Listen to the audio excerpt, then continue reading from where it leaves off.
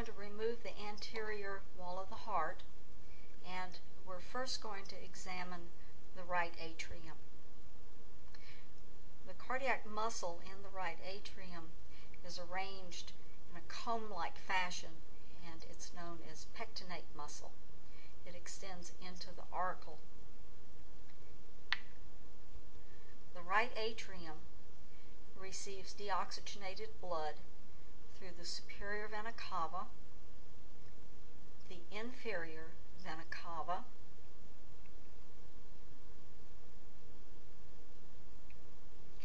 and through the coronary sinus.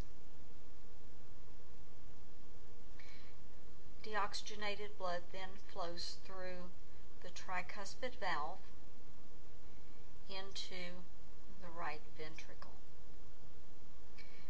The right ventricle then contracts and forces blood out through the semilunar valves into the pulmonary trunk.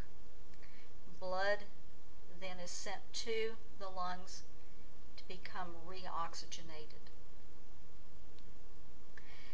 When blood returns to the heart, it returns to the left side of the heart through 4 pulmonary veins. The 4 pulmonary veins enter into the left atrium.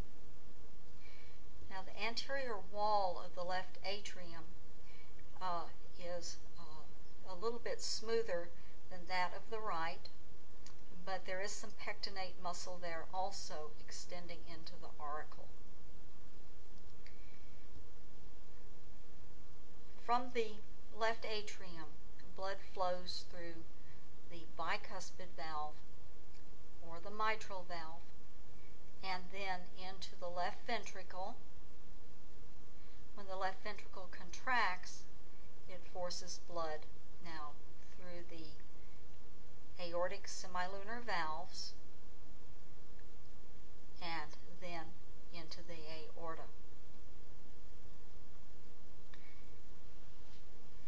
The cardiac muscle of both ventricles is arranged a little bit differently than it is in the atria.